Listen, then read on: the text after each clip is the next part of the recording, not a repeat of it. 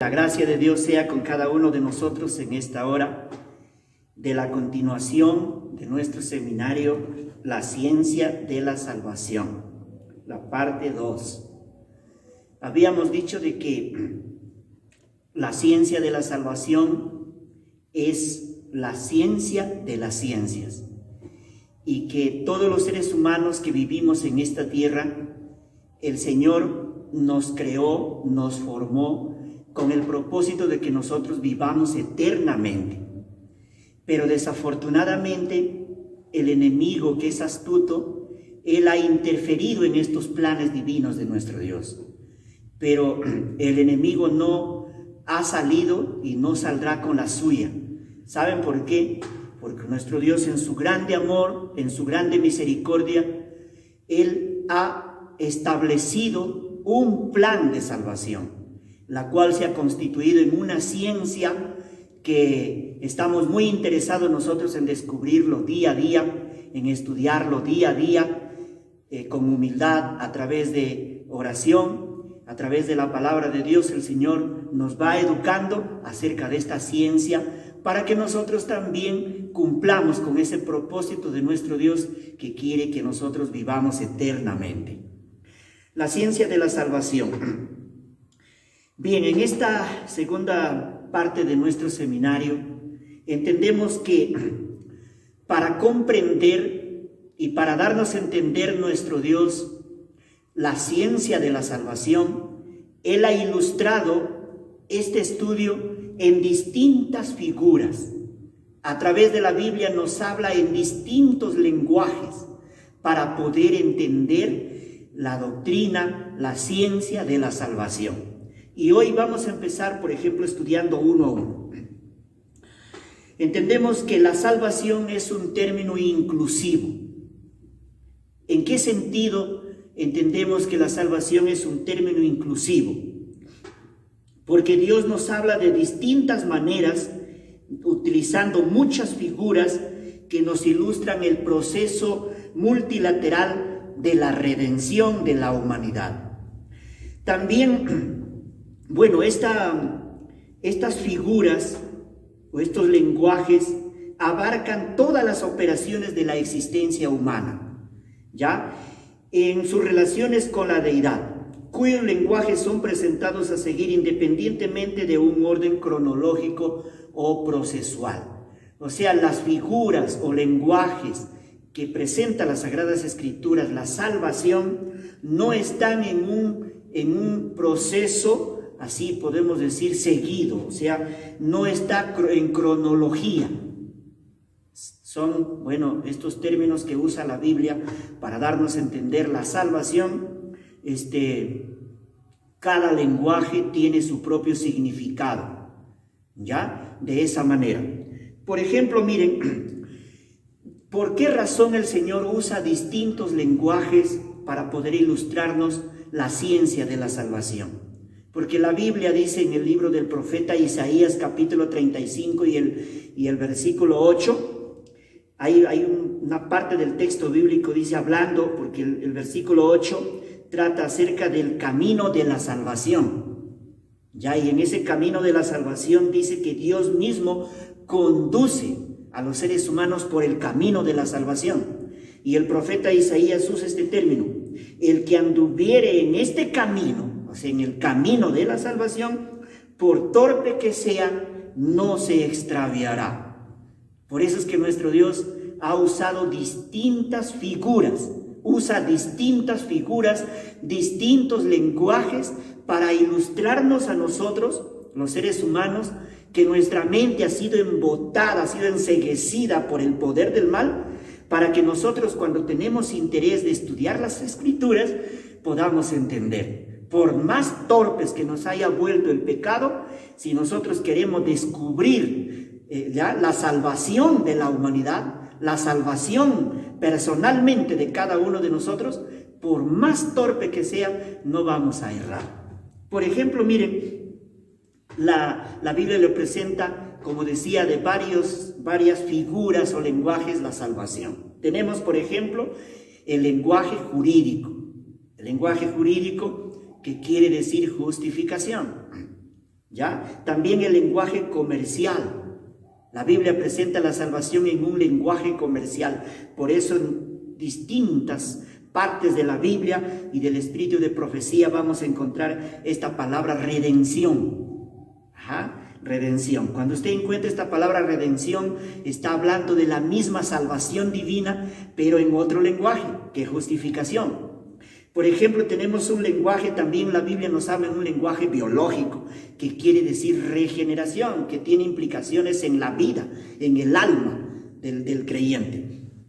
También le presenta, por ejemplo, en un lenguaje espiritual, que quiere decir, en la Biblia encontramos la palabra santificación. También en el lenguaje político. Ya en el lenguaje político, la salvación asume un significado de libertad o liberación. Por eso en toda la Biblia, cuando encontramos esta palabra liberación o libertad, está hablando de la misma salvación en lenguaje político. Tenemos, por ejemplo, también lo presenta en un lenguaje ético-social. Y en la Biblia vamos a encontrar, por ejemplo, la palabra reconciliación. Y reconciliación se refiere a la misma salvación. ¿Se dan cuenta? Por eso dice que el que transita por este camino, por descubrir el plan, la ciencia de la salvación, dice que el ser humano, por más torpe que sea, no podrá errar. También la Biblia lo presenta la salvación en un lenguaje sacerdotal. Y en la Biblia vamos a encontrar este término, por ejemplo, expiación. También lo presenta en un lenguaje militar, fíjese, de un cuartel, ¿no? Lenguaje militar. Y allí encontramos, por ejemplo, dice la Biblia que nosotros somos soldados. Dice que nosotros somos militares, que nosotros profesamos una milicia, ¿ya? Y por último, también presenta la Biblia la salvación en un lenguaje educativo. Y vamos a encontrar en la Biblia este término discipulado o discípulo. Seréis verdaderamente mis discípulos, dijo Jesús. Muy bien. Entonces vamos a desarrollar uno por uno estos lenguajes o figuras de la salvación, para que nosotros podamos profundizarnos, para que nosotros podamos entender. La vamos a estudiar uno por uno, ya que este es un seminario, esto no es un sermón, este es un seminario que debemos estudiarlo por partes, ya paso por paso, para que nosotros no podamos errar, para que todos nosotros tengamos la salvación como una seguridad en nuestra mente. Nadie que lee la Biblia debe dudar de la salvación. O sea, nuestro Dios es tan sabio, tan bueno, tan misericordioso, que Él no nos ha dejado en tinieblas. Él no nos deja sucumbir en las tinieblas, sino que a través de su palabra, Él paso a paso nos va educando cómo es la salvación. El primer lenguaje es el lenguaje jurídico. El lenguaje jurídico, como habíamos dicho, la salvación se llama justificación. O sea, justificación es salvación. Justificación significa salvación de la culpa del pecado y de la condenación de la ley, y salvación del castigo que merece el pecado. ¿Ve? Entonces, justificación también hace referencia a la nueva posición del creyente frente a Dios y frente a la santa ley de Dios. ¿Ve? Entonces, justificación, cuando la Biblia habla justificación, está haciendo referencia, nos está indicando de que el creyente, ahora el Señor nos ha puesto en una nueva posición. Esa nueva posición es frente a Él, el único Dios verdadero en el cielo, y también frente a la santa ley de Dios, que el original de la ley de Dios está en el cielo. Frente a los grandes principios de la ley, frente a la ley a plenitud, ¿ya? Entonces el Señor nos pone a cuentas, ¿ya? Es una nueva posición que asume el creyente justificado. Por eso en este lenguaje se llama el lenguaje jurídico. Y la carta a los Romanos, capítulo 5 y el versículo 1, es un texto muy conocido, que aún hasta de memoria nosotros lo sabemos y lo recitamos por donde quiera, diciendo: justificados pues por la fe tenemos paz para con Dios. O sea, el creyente justificado, desde el momento que es justificado, y la justificación se constituye de ahí en adelante un proceso, o sea, un acto continuo, más que un proceso, un acto continuo, ¿ya? Que dura toda la vida también, toda la vida que vivamos nosotros en esta tierra. Justificados pues por la fe. O sea, la fe es el medio por el cual nosotros recibimos la justificación como un don, como un regalo de Dios. Dice que ese creyente asume ahora una nueva posición de estar en paz con Dios. Justificados pues por la fe tenemos paz con Dios. Antes de ser justificado el hombre no estaba en paz con Dios. El hombre estaba en guerra con Dios y no sentía satisfacción en su presencia, ni mucho más relacionarse con Él. Por eso cuando el creyente es justificado, habiéndose dado todos los pasos precedentes a la justificación, ahora el creyente pasa a una nueva relación con Dios, en paz con Dios. Puede vivir conversando con Dios por el camino, en el trabajo, en la casa, en la cocina, en el templo, donde sea. El creyente desde ese día anda amistado con Dios, como un amigo. El creyente puede andar caminando por la calle y en su mente él puede ir conversando con Dios. Puede estar viajando en un carro, en un avión, pero él en su mente va conversando con Dios. Porque ahora miren, esa amistad que estaba rota, ahora está restaurada. Tenemos paz con Dios, pero esta paz dice que lo obtenemos, esta gracia divina, por medio de nuestro Señor Jesucristo. Quiere decir que el intermediario entre Dios y el hombre, para volver a esa paz, ya con Dios el Padre, entonces dice que es nuestro Señor Jesucristo. ¿Por qué? Porque Él vino a la tierra y vivió como hombre, como ser humano, y Él se ha constituido en la escalera que une la tierra con el cielo. Entonces, en el lenguaje jurídico, la salvación es un lenguaje jurídico, que quiere decir justificación. Y la carta a los Romanos capítulo 8, versículo 1 también, o sea, el apóstol Pablo es tan enfático, ¿no? Al hablarnos, al escribir acerca de la salvación, que nosotros lo estudiamos y entendemos así. Él también en el capítulo 8 de su carta dice: ahora pues ninguna condenación hay para los que están en Cristo Jesús. O sea, quiere decir que el creyente antes de ser justificado estaba condenado, y ahora dice que ya no pesa sobre el creyente justificado ninguna condenación, ni la condenación por el pecado de Adán, ni la condenación por nuestros mismos pecados. Dice que ahora no existe ninguna. O sea, es una posición extraordinaria, una posición muy grande, muy buena, a la cual el Señor le pone al creyente desde el momento que empieza a ser justificado, a ser declarado justo, contado como justo y tratado como justo. Muy bien. Y aquí hay algo muy importante. Cuando el pecador acepta la justicia de Cristo mediante la fe, es declarado justo en el tribunal del cielo. O sea, el creyente justo quiere decir que él está en armonía con las altas demandas y requerimientos y exigencias de la ley de Dios. La justicia del Hijo de Dios, sus 33 años de vida justa aquí en la tierra, son colocados a nuestra cuenta.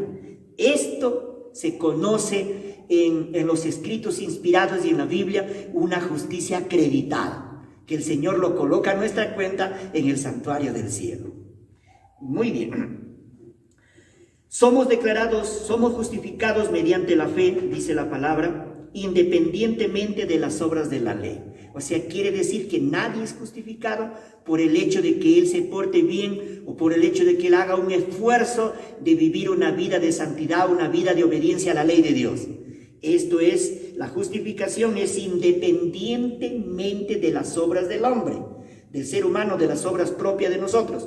Porque las obras de nosotros, por más que sean buenas, nunca satisface las altas demandas o exigencias de la ley de Dios. Porque las demandas, las exigencias de la ley de Dios son muy elevadas. y por lo tanto entendemos que nosotros no la podemos satisfacer, pero solo la justicia de Cristo satisfizo las más altas demandas de la ley. Ya según la carta a los Gálatas, esto lo confirma el apóstol Pablo, diciendo, sabiendo que el hombre no es justificado por las obras de la ley. ¿Ves? Sabiendo, entendiendo que el hombre no es justificado por las obras de la ley, dice, sino por la fe de Jesucristo. La fe de Jesucristo se refiere a la vida de santidad, de perfección, de pureza, de obediencia perfecta y perpetua que Él vivió y desarrolló en esta tierra como hombre. Entonces, en mérito a la justicia de nuestro Señor Jesucristo, nosotros somos justificados. Nosotros también hemos creído en Jesucristo para ser justificados por la fe de Cristo, dijo el apóstol Pablo, y no por las obras de la ley, por cuanto por las obras de la ley nadie será justificado. Aquí está una seguridad que tiene el apóstol Pablo y nosotros también debemos tenerlo. Dice, por las obras de la ley nadie será justificado. Si alguien dice que puede ser justificado por sus propias obras, entonces esa persona, bueno, pues está en contra de lo que enseña la palabra de Dios. Y en la carta a los Romanos también el apóstol Pablo en el capítulo 3:31 dice lo siguiente, entre tanto, la fe no anula la ley, antes la confirma. ¿Ve? Entonces la fe del creyente no anula tampoco la ley. Por el hecho de que yo no soy justificado por las obras de la ley, eso no quiere decir que la ley queda inválida. No, la ley tiene su lugar en la vida del pecador. Entonces el creyente recibe la justificación, que es un acto jurídico que se lleva a cabo en el cielo, hablando de un lenguaje jurídico. Quiere decir que yo soy justificado por gracia de Dios en base a los méritos de Cristo. Eso no quiere decir que la ley queda a un lado anulada, sino que yo debo confirmar la ley. O sea, que confirmar la ley quiere decir que en mi vida, en mi práctica, en mi vida posterior, continua a la justificación, entonces yo debo respetar y obedecer y cumplir con la santa ley en mi esfera de pecador, redimido. Entonces, por eso dice aquí, entre tanto que la fe no anula la ley, antes la confirma.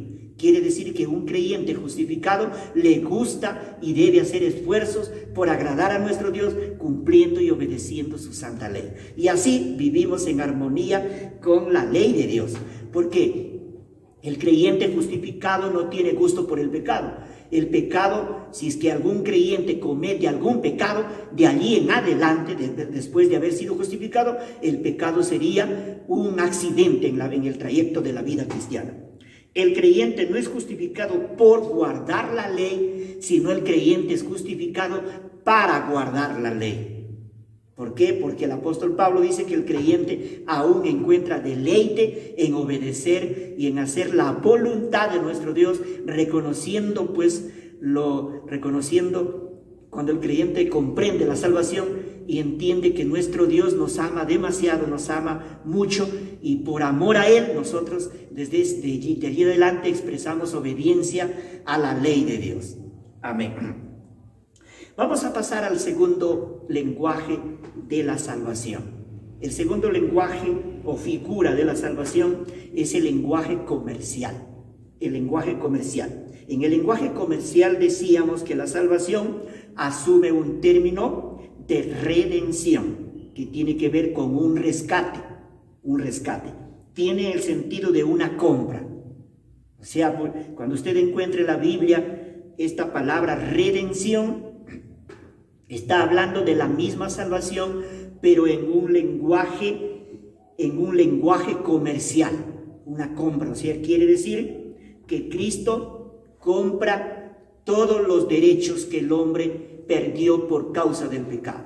Cuando hablamos de compra, quiere decir que Dios en Cristo invirtió todos los tesoros de los bancos celestiales para comprar a la raza humana de nuevo como su propiedad. Y nosotros justamente somos el resultado de una compra. Carta a los Romanos, capítulo 7, el versículo 14 dice, mas yo soy carnal, vendido al pecado. O sea, quiere decir que cuando el hombre pecó, se constituyó esclavo. Se constituye un esclavo de Satanás.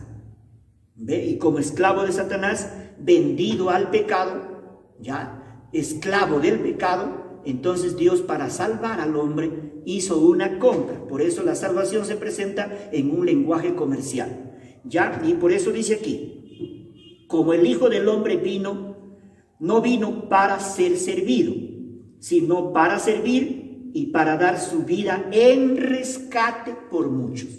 O sea, la obra que Cristo desarrolló en esta tierra, ya su vida perfecta y su muerte en la cruz del Calvario, fue con el propósito de rescatarnos, de comprarnos de las garras del pecado, de las garras de Satanás, y ahora para que nosotros llegásemos a ser su propiedad. ¿Ya? Y también hay algo aquí importante, el espíritu de profecía dice, como resultado de la desobediencia de Adán, cada ser humano es un transgresor de la ley, vendido al pecado. Pablo dice en su primera carta a los Corintios, capítulo 6 y el versículo 20, comprados sois por precio. Entonces, en el lenguaje comercial, entonces la salvación asume o tiene un término, se conoce como el término redención, que quiere decir un rescate o una compra. Y aquí está diciendo la palabra de Dios, la reconfirma, que nosotros hemos sido comprados a gran precio. O sea, quiere decir que Dios ha invertido muchos tesoros ya para salvarnos, para comprarnos de nuevo. Y ahora nosotros hemos vuelto a ser la propiedad de nuestro Dios. La vida y muerte de Cristo en favor del hombre pecador fueron con el propósito de restaurar al pecador al favor de Dios, al impartirle la justicia que pudiera satisfacer las demandas de la ley y encontrar aceptación para con el Padre. Entonces, la vida y la muerte de Cristo en favor del pecador es el costo de la compra que Cristo ha dado para cada uno de nosotros, para que nosotros nuevamente recibamos aceptación, para que nosotros de esa manera pudiéramos, en base a esa justicia, satisfacer los requerimientos de la ley y para encontrar aceptación con el Padre. ¿Ya? Y segunda de Corintios 1, 21 y 22 dice, el que nos confirma con nosotros en Cristo y el que nos ungió es Dios, el cual también nos ha sellado y nos ha dado las arras del Espíritu en nuestros corazones. O sea, la dotación del Espíritu Santo es señal de esa redención.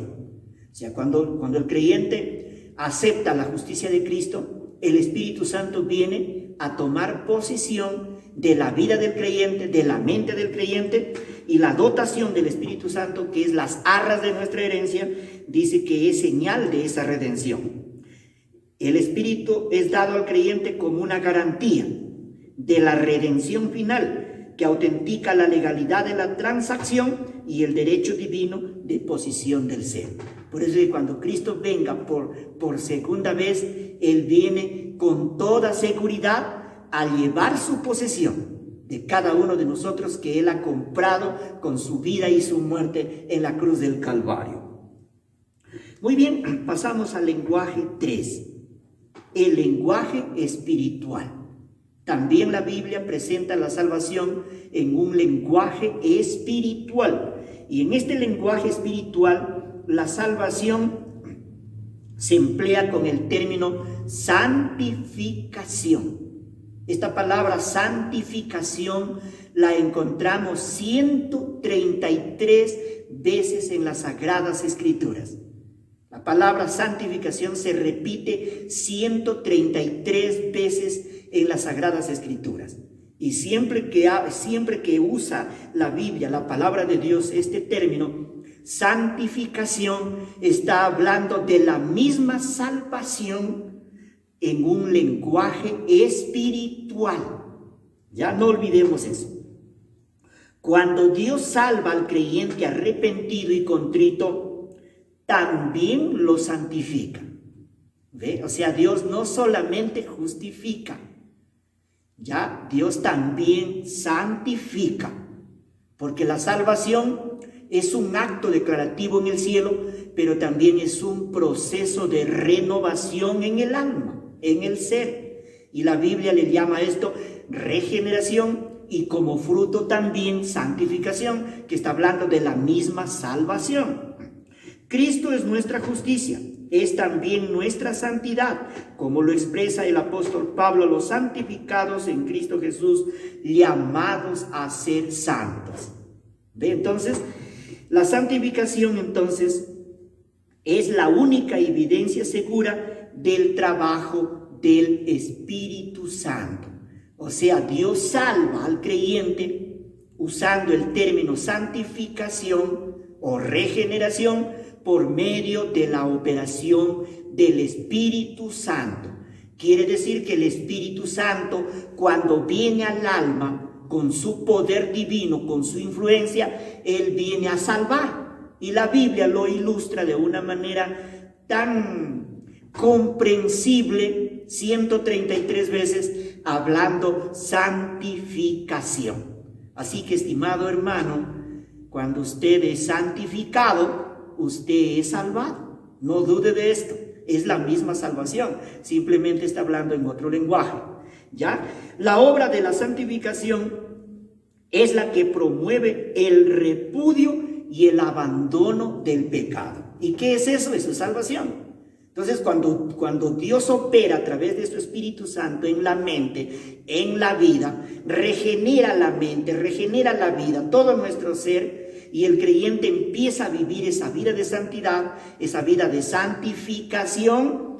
Entonces, quiere decir que esta santificación promueve un repudio, o sea, un asco al pecado, ¿ya? Entonces, y también no solamente un repudio, sino también el abandono al pecado. O sea, el creyente salvado, santificado, puede vivir una vida pues de santidad en esta tierra. La santificación además es una preparación esencial para la vida del cielo. Por eso en el Nuevo Testamento, en la carta a los Hebreos capítulo 12 y el versículo 14 dice: seguid la paz y la santidad, sin la cual nadie verá al Señor. Seguid la paz y la santidad, sin la cual nadie verá al Señor. Gracias a la salvación, que se llama santificación también, es una preparación esencial para la vida del cielo. Porque ustedes saben que en el cielo todo es santo, todo es puro, todo es perfección, todo es pureza. Los habitantes de allí todos son santos. Allí no existe ningún degradado, ningún pecador, ningún malo. En el cielo todos los seres que habitan allí, los ángeles, los serafines, los querubines, los representantes de los mundos no caídos, todos aún los seres que han sido llevados de este planeta, que son varios. Ahí está, por ejemplo, Enoc, está Elías, está Moisés, están todos los que resucitaron cuando Cristo resucitó. Dice que es una multitud de salvados. La inspiración dice que posiblemente que son seres que sellaron con su propia vida su salvación, seres que derramaron su sangre por el hecho de haberse aferrado a la salvación divina. Esos seres dice que resucitaron con Jesús una multitud y están en el cielo, y ellos no son pecadores, ellos están glorificados, son santos, son puros. En el cielo no habitan seres pecadores. Las ocupaciones del cielo no son ocupaciones malas, pecaminosas. Allí no hay pues estafa, no hay robo, allí no hay malicia. Ya allí no hay negocios fraudulentos, allá todo es perfección, todo es santidad. Las ocupaciones a las cuales se dedican estos seres son santas. Y por lo tanto, pues la santificación es una preparación esencial para el cielo. Y la santificación es salvación, ¿ya? Pero simplemente nos está hablando en otro lenguaje. ¿Ve? Entonces, por ejemplo, si nosotros analizamos y cómo será la vida del cielo, y si nosotros queremos estar allí, por supuesto que tenemos que ser pues santificados. Ya tenemos que ser santificados. Y en el lenguaje espiritual la Biblia lo presenta santificación. Y entonces hay que entender, miren, aquí nomás en esta tierra, por ejemplo, nosotros sabemos que el lobo, por ejemplo, nunca siente satisfacción, alegría, gozo al vivir en compañía de las ovejas que son vegetarianas, porque el lobo es carnívoro y las ovejas pues comen pasto, comen hojas verdes. ¿Ve? Entonces el lobo nunca se sentiría feliz en compañía de las ovejas. Por ejemplo, el león nunca se sentirá y nunca se siente feliz en una jaula, encerrado. No es su hábitat. Ve, el hombre que no es santificado, no es salvo en esta vida, no acepta la santificación que proviene de Dios por obra del Espíritu Santo y la entrega de la voluntad. Entonces el hombre nunca va a estar en el cielo. Igual las aves, por ejemplo, que nosotros las vemos volar día a día. Las aves nunca se van a sentir felices en una casa encerradas. Ve, las aves, ellas nacieron para volar. Por eso que la santificación es una obra de salvación y esa salvación tenemos que aceptarlo en esta vida. Y santificación es salvación en un lenguaje espiritual. La santificación es imprescindible para estar en el cielo. Volvemos a recalcar esto. Pero en nosotros mismos debemos entender, no existe la menor oportunidad de alcanzarlo. Ve, nosotros no está, porque la salvación es obra de Dios, es obra exclusivamente de Dios. Es Dios quien justifica y quien Dios santifica. Y el creyente de allí en adelante, a través de la fe, se desarrolla en ese camino de santificación. ¿Ya? La santidad es obra de Dios. Por eso el apóstol Pablo en su carta a los Tesalonicenses 5:23 dice: y el mismo Dios de paz os santifique por completo. Y el mismo Dios de paz os santifique por completo.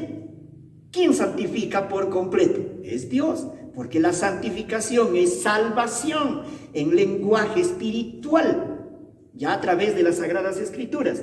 Y todo vuestro ser, miren hasta dónde abarca la santificación, y todo vuestro ser, espíritu, alma y cuerpo, en una obra completa, sea guardado irreprensible para la venida de nuestro Señor Jesucristo. O sea, quiere decir que nosotros guardamos esta salvación. El Señor guarda su salvación en un recipiente de barro que somos nosotros. Somos guardados irreprensibles para la venida de nuestro Señor Jesucristo. Gracias a la obra del Espíritu Santo, que cada día tiene una concesión sobrenatural en la vida del creyente que ha sido santificado. Y el Espíritu Santo justamente viene para santificar. Y santificación sabemos nosotros que es la misma salvación. Así que, amados, dice el apóstol Pablo, 2 Corintios 7:1, puesto que tenemos tales promesas, limpiémonos de toda contaminación de carne y de espíritu, perfeccionando la santidad en el temor de Dios. O sea, la santidad, ¿cómo es que se obtiene la santidad? Mediante la santificación. La santificación es obra de Dios a través de su Espíritu Santo. Entonces, la santificación, como resultado, pues viene la santidad. Si usted quiere lograr la santidad, tiene que recibirlo a través de la santificación que el Señor da a través de la persona del Espíritu Santo. Y cada día el Espíritu Santo viene a santificar, a fin de que el hombre pueda perfeccionar la santidad en el temor de Dios. O sea, esto es un asunto de fe. Más ahora, dice también la palabra, más ahora que habéis sido libertados del pecado y hechos siervos de Dios, tenéis por vuestro fruto la santidad y como fin la vida eterna. Entonces, la santificación prepara al creyente para el día de la glorificación y para entrar definitivamente a la vida eterna. Qué importante. Entonces, la santificación diaria que el Señor nos concede prepara paso a paso al creyente para el día de la glorificación. El día de la glorificación es el día final. Por supuesto que la glorificación también es un proceso. La glorificación empieza en el cielo, en el momento que el creyente es juzgado en el juicio investigador. Primero, nuestro nombre es glorificado, nuestro nombre es exaltado. Dice, y confesaré, dice Apocalipsis 3:5, y confesaré su nombre delante de mi Padre y delante de sus ángeles. O sea, primero es glorificado nuestro nombre y a la venida de Cristo luego será glorificado nuestro cuerpo.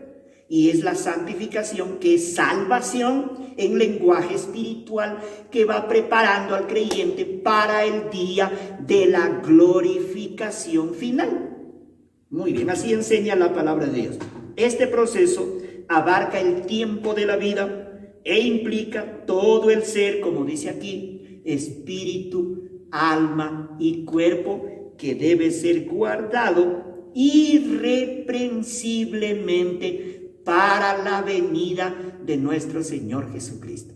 O sea, quiere decir que nosotros, cuando entendemos, comprendemos la salvación por gracia de Dios, que Dios justifica, también santifica, debemos nosotros guardar con cuidado este tesoro de la salvación. Quiere decir entonces en este sentido que el pecador redimido, salvado, transita en esta tierra con la salvación en la mano. Como un tesoro incalculable, tenemos que guardar la salvación hasta el día final. Eso quiere decir que nosotros, como dice el apóstol Pablo, debemos ponernos el casco de la salvación, ¿ya? Y tener por cierto que la salvación es una obra acabada, completa, perfecta y eterna, en base a los méritos de Cristo. Bien, hemos estudiado entonces el punto número 3, la salvación en lenguaje espiritual. Ahora estudiaremos el otro punto, el punto número 4, la salvación en lenguaje biológico. La salvación también se presenta en un lenguaje biológico que tiene que ver con la vida y la naturaleza del ser humano, del creyente, ¿ya? Y en el lenguaje biológico, la salvación es descrita como regeneración. Esta palabra regeneración no se encuentra en muchas partes de las Sagradas Escrituras. Son pocos los textos bíblicos que presenta este término regeneración. Vamos a encontrar siempre nueva criatura, vida nueva. Se refiere a la regeneración. Está hablando en un lenguaje biológico. Ya por eso en su carta a Tito el apóstol Pablo escribió así: nos salvó no por obras de justicia que nosotros hubiéramos hecho, sino por su misericordia, por el lavamiento de la regeneración. Ahí encontramos esa palabra. Y por la renovación en el Espíritu Santo. O sea, la regeneración, que es también salvación, que tiene que ver con la mente, con la vida, con el alma del creyente. Entonces está hablando, dice que esta renovación es a través del poder de la gracia del Espíritu Santo. O sea, el Espíritu Santo, cuando el creyente es justificado, el Espíritu Santo viene a regenerar, a transformar. Es un lenguaje biológico, porque tiene que ver con la vida, tiene que ver con el cuerpo, tiene que ver con el alma. El hombre, antes de ser salvo de la culpa y del poder del pecado, está muerto en delitos y pecados espiritualmente. Antes entonces de ser salvo de la culpa y del poder del pecado, porque la salvación no solamente implica ser salvo de la culpa del pecado en el cielo, sino también la salvación implica ser salvo del poder, del dominio, de la malignidad y de la corrupción del pecado. Entonces, antes de que Dios salvara al creyente, de esta manera que estamos diciendo, el creyente, el pecador, está muerto en delitos y pecados espiritualmente. Él puede caminar de repente, puede cantar, puede comer, puede traficar, puede negociar y hacer un sinnúmero de cosas que nosotros habitualmente desarrollamos en esta tierra, pero espiritualmente está muerto. Por eso es que la Biblia lo presenta, la salvación, en un lenguaje biológico, espiritualmente, y lo presenta con este término que significa regeneración. Aún estando nosotros muertos en pecados, dice la palabra, Efesios 2:5, nos dio vida juntamente con Cristo. Por gracia sois salvos. Entonces nosotros, dice, estando muertos en pecados, nos dio vida juntamente con Cristo. O sea, quiere decir que cuando Él resucitó, nosotros también resucitamos. Entonces, la regeneración también en la Biblia se ilustra como el nuevo nacimiento. La salvación en sentido biológico se presenta como nuevo nacimiento. Por eso Jesús le dijo, respondió Jesús y le dijo a Nicodemo, de cierto te digo, el que no naciere de nuevo no puede ver el reino de Dios. Entonces, el nuevo nacimiento se refiere a la salvación en lenguaje biológico, se refiere a la regeneración. Por eso, 2 de Corintios, también el apóstol Pablo es tan explícito al mostrarnos así, miren, de modo que si alguno está en Cristo, nueva criatura es. Las cosas viejas pasaron y he aquí, todas son hechas nuevas. Aquí el apóstol Pablo, de una manera tan ilustrativa, está hablando de la salvación en lenguaje biológico. De modo que si alguno está en Cristo, dice, estar en Cristo significa estar justificado, estar perdonado, estar salvado de la culpa del pecado, condenación de la ley, pero no solamente significa eso, también significa estar salvado del poder del pecado, del dominio del pecado, estar regenerado. Ya entonces dice, de modo que si alguno está en Cristo, justificado, regenerado, santificado, nueva criatura es un nuevo ser espiritual. Nueva criatura es un ser humano con todas sus facultades. Por supuesto que de repente todavía es pequeño, está en los brazos de su madre, pero es un ser humano. Porque el ser humano, antes de que nazca, ustedes se habrán dado cuenta que un niño, antes que nazca, un bebé, cuando está todavía en proceso en el vientre de su madre, ni siquiera le llamamos existencia. Por eso ni nombre le ponemos a esa criatura cuando está en el vientre de su madre. Le contamos como una criatura, un nuevo nacimiento, a un ser cuando ya desde el día que nació en el hospital, o en donde hubiera podido nacer, ¿no? Entonces, así también es la vida espiritual. Aquí Pablo está hablando de la vida espiritual, del nuevo nacimiento espiritual. Dice que las cosas viejas pasaron y he aquí todas son hechas nuevas, le está diciendo aquí la palabra de Dios. Nicodemo le dijo, ¿cómo puede un hombre nacer siendo viejo? Preguntó. ¿Puede acaso entrar por segunda vez en el vientre de su madre y nacer? Se da la idea de que Nicodemo no entendía los lenguajes de la salvación. Él no entendía que la salvación se presenta en un lenguaje biológico, la cual es la regeneración. Y Jesús comenzó justamente hablándole de la salvación, pero en un lenguaje biológico, porque le dijo, el que no naciere de nuevo no puede ver el reino de Dios. Todos, bueno, los que nacemos de nuestros padres humanos, pero los hijos de Dios solo nacen del Espíritu Santo. O sea, todos nacemos de padres humanos. Ya los que tenemos, por ejemplo, vida biológica en la tierra. Pero el nacimiento del Espíritu Santo, los hijos de Dios solo nacemos a través del Espíritu Santo. O sea, no está hablando allí que nosotros para ser hijos de Dios nacemos biológicamente, como Nicodemo entendía. ¿Cómo puede un hombre, siendo viejo, meterse de nuevo al vientre de su madre y nacer de nuevo? Se está hablando de un nacimiento del Espíritu Santo. Por eso en Juan 3:9 dice, Nicodemo volvió a preguntarle, ¿cómo puede suceder esto?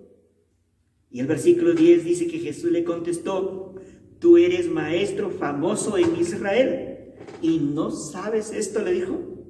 El creyente arrepentido, entonces, penitente y contrito, nace de nuevo para vida eterna. Es un nacimiento espiritual. Por eso en el Evangelio según Juan capítulo 5 y el versículo 10 dice, el que cree en el Hijo de Dios tiene testimonio en sí mismo. El que no cree a Dios le ha hecho mentiroso, porque no ha creído en el testimonio que Dios ha dado acerca de su Hijo. Y en la carta de primera de Juan 5:11 dice, y este es el testimonio que Dios nos ha dado, vida eterna, y esta vida eterna está en su Hijo. Y en el versículo 12 dice, el que tiene al Hijo tiene la vida, está hablando de la vida eterna, y el que no tiene al Hijo de Dios no tiene la vida. Y el versículo 13 dice, estas cosas os he escrito a vosotros que creéis en el nombre del Hijo de Dios, para que sepáis que tenéis vida eterna, y para que creáis en el nombre del Hijo de Dios. Entonces, hemos visto aquí la salvación en un lenguaje biológico. Está hablando de la nueva vida espiritual que el creyente recibe por gracia de Dios, por la regencia, por la dirección del Espíritu Santo. Y justamente este creyente que ha sido justificado, santificado, regenerado, y ahora empieza a vivir la vida espiritual, el creyente empieza a vivir en la vida eterna. Porque dice el que cree en el Hijo tiene vida eterna. Por eso cuán importante es comprender este lenguaje de la salvación y entender en sí la salvación y cuidar nuestra salvación, la posición a la cual el Señor nos ha puesto. El creyente empieza a crecer espiritualmente. El creyente que ha nacido de nuevo, ha sido salvado, ha sido regenerado, biológicamente regenerado, entonces empieza a vivir y crecer espiritualmente. Por eso el apóstol Pablo la confirma diciendo, antes bien creced en la gracia y en el conocimiento de nuestro Señor Jesucristo. Antes bien dice crecer. O sea, el Señor nos llama, una vez que nos da la salvación, Él nos llama a crecer. Eso quiere decir que desde ese momento tiene que haber una constante comunicación, tanto en la obra que Dios ha desarrollado por nosotros en Cristo, con la obra que el Espíritu Santo desarrolla en nosotros a través del poder de la gracia del Espíritu Santo. Ya el crecimiento espiritual es hasta la perfecta plenitud de la estatura de Cristo. Según la carta a los Efesios, capítulo 4 y el versículo 13, dice así, hasta que todos lleguemos a la unidad de la fe y del conocimiento del Hijo de Dios, a un varón perfecto a la medida de la estatura de la plenitud de Cristo. Esa nueva vida se mantiene en vida mediante la fe y se desarrolla en la medida en que el creyente muere al viejo hombre dentro de él, por cuya causa el apóstol Pablo declaró, les aseguro, hermanos, que cada día muero. O sea, aquí suceden dos cosas en el creyente salvado. Entendemos en el lenguaje biológico la regeneración o la nueva criatura. Por un lado, el creyente, la nueva criatura va creciendo espiritualmente para gloria de Dios, y por otro lado, la vieja naturaleza, la vieja vida no muere definitivamente, sino va muriendo de manera lenta.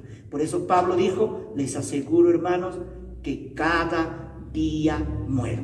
O sea, el viejo hombre va muriendo y la nueva criatura cada día se va elevando, y el crecimiento dice que es en la gracia, en transformación y en el conocimiento. Muy bien. Y aquí hay algo importante que debemos ver, lo que confirma la inspiración. A todos los que le reciben, Él les da poder de ser hechos hijos de Dios, La regeneración es el único sendero que da acceso a la ciudad de Dios. Este sendero es estrecho y la puerta por la que se debe pasar angosta. Sin embargo, por este camino debemos conducir a hombres y mujeres y niños, enseñándolos que la condición para la salvación es la posición de un corazón y un espíritu nuevos. Los antiguos rasgos de carácter hereditarios deben ser vencidos. Los deseos naturales del alma deben cambiar. Toda malicia, toda mentira, toda calumnia deben ser eliminados. Debe vivirse la vida nueva que nos hace parecer a Cristo Jesús. Muy bien, hemos estudiado entonces 4 aspectos, pues 4 lenguajes de la salvación. Hemos llegado entonces hasta el lenguaje biológico, que tiene que ver con la regeneración. Bueno, entonces aquí estudiamos este estudio, los lenguajes de la salvación, vamos a dividirlo en 2 partes. Entonces, por ahora nos quedamos aquí y para continuar el día de mañana con la segunda parte. Nos queda todavía 5 lenguajes más. Así que el Señor en su gracia permita que nosotros hasta aquí, hasta esta parte, podamos entender estos 4 lenguajes de la salvación, y nosotros debemos nosotros pensar, debemos tener por cierto que la salvación se ilustra en un lenguaje jurídico, en un lenguaje comercial, en un lenguaje biológico, en un lenguaje biológico que tiene que ver con la regeneración, y también en el lenguaje espiritual. Bueno, que el Señor en su gracia nos ayude a crecer en este camino de la salvación. Es mi deseo y oración en el nombre de nuestro Señor y Salvador Jesús. Amén.